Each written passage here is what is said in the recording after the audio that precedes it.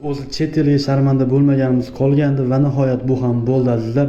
Mana bu sariq chet ellik bloger bizni bir to'ydagi bir bazor videoni olib chiqib o'zicha muhokama qildi.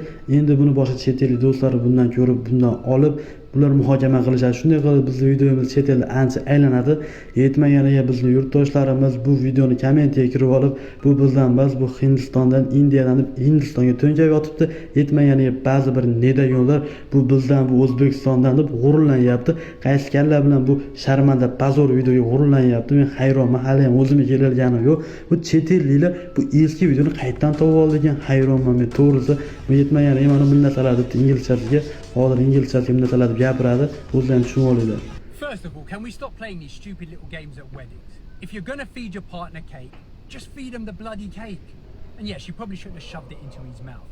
But did you see how quickly that man's face changed? He weren't just annoyed. That was pure and utter rage.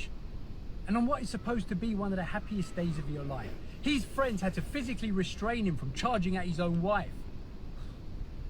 I hope that marriage was annulled after the first night.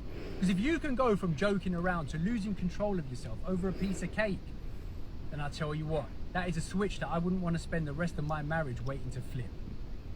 Okey. Bo'ldi, inglizcham tugadi. Okeydan boshqa so'zni bilaman. Bu narsalarda nimalarni aniq to'g'ri tushunmadim. Kim biladigan bo'lsa, inglizchani tushunadigan bo'lsa, kommentariyaga tarjimasini yozib kelsin. Bizga ham qiziq bu degani menimcha yomonladi shekilli. Ha, keyin bu Hindistonga to'nkayib turgan ba'zi bir insonlarga aytib, bular ham to'poy emas. Hindlar to'yi qanaqa bo'lishini, biz to'yimiz qanaqa bo'lishini juda yaxshi bilishadi. Shuning uchun qilib yurish shart bor. O'zi bular bilib bo'lgan bizni videoligini, biz to'ydan olinganligini aniq bilib bo'lishgan.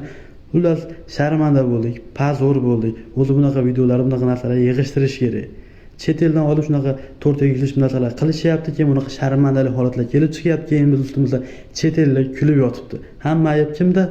O'zimizda. Avvalo o'zimizni to'g'rilashimiz kerak.